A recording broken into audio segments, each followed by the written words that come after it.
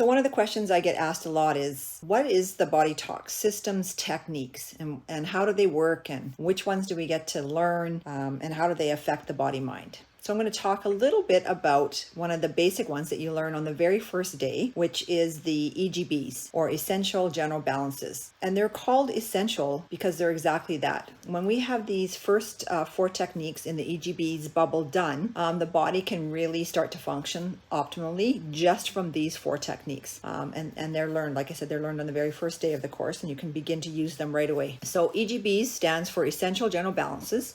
And within that, there's 4 techniques. There's SB junction, switching, cortices, and hydration. So why do we need all of those, and what do they do? Well, the SB junction is a joint in the back of the brain where the occiput and the sphenoid bone meet. And that joint can be locked or open. And when it's open, our body is functioning well. It can do all of its processes. But when it's locked, it actually affects all kinds of stuff like digestion, hormones, blood flow, nerve flow, lymph flow. So once this joint is balanced, we can see improvements in breath, digestion, hormones, sleep, all kinds of things. So you can see why it's imperative to get this SB junction balanced right away. And in the SB junction more detailed video, I'll tell you a little bit about the symptoms that we have from SB junction, what it can look like when we get it balanced. So the next one that you'll learn is called switching. And switching is about our stress threshold, or our stress load in the body mind. And the switching technique helps to rebalance that threshold. It helps to bring it back to where it needs to be, because sometimes our threshold can be too high, and sometimes it can be too low. And everybody's is different. Everybody manages stress differently. Everybody processes stress differently. And so the switching technique helps to bring it back into the proper threshold for the body that's in front of you. You don't need to know what that is as a practitioner. What you need to know is how to do the technique.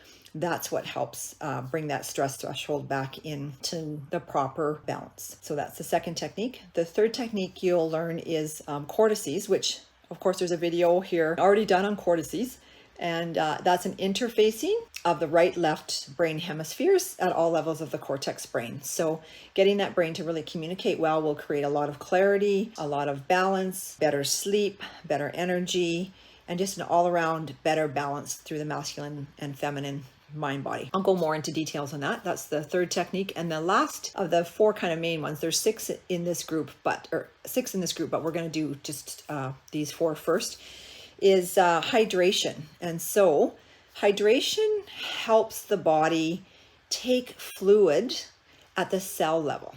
So sometimes we can drink and drink and drink and we still feel thirsty. And that is because our cells aren't necessarily uptaking the fluid it needs. So water takes essential nutrients into our cells at the cell level, and it helps bring out the garbage through the lymph system.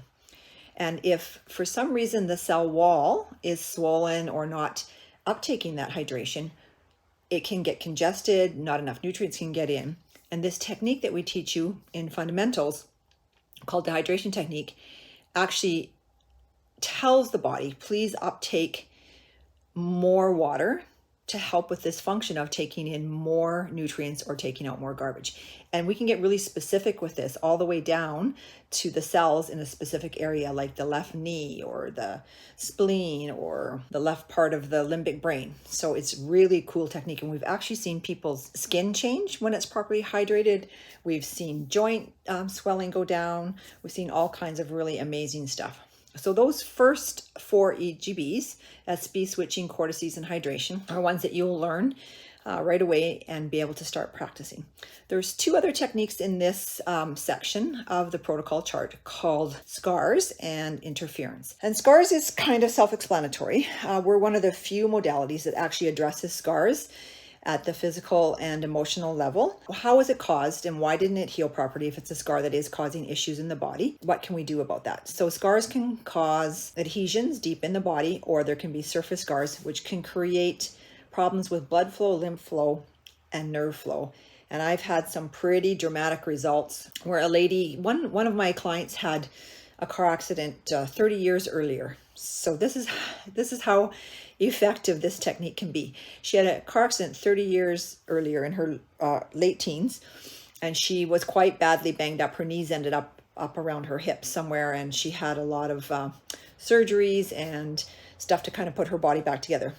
And from this accident, she didn't have a lot of feeling from her belly button to her knees, and she had a lot of scars on her legs, a lot of scar tissue. Anyways, I was guided to do this technique on her while she was in one of her sessions with me. And within the first day after having the session, well, within actually on the table, she actually felt energy come back into her legs, and blood flow, nerve flow. And it sounds like a miracle, and it really was. But it just goes to show you, when you give the body the ability to begin to heal itself, when you start to witness and observe those pieces, letting go of the emotion of the stuff that was stuck there in that area, and looking at the nerve flow, blood flow, lymph flow, circulation, we got in there and she got back some flow. Really, really cool. So with this scars technique, you can address any scar, any adhesion, young or old scar, new or old scar, at any level of the body, even at the energetic level, because sometimes we have scars in our Wei Qi or our aura that we can also address with the scars technique. And then the last technique in this section is the interference technique, and we can balance something in the client's environment that might be interfering with them healing.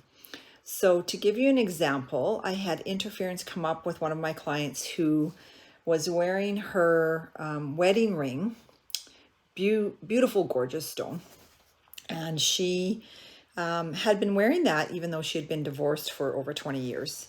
And so it came up as interference, and I asked the body mind how we had to clear it, and we had to find some links or formulas within the body, like the heart and the emotion. And then I asked her, I said, why are you still wearing, this ring when you've been divorced for 20 years?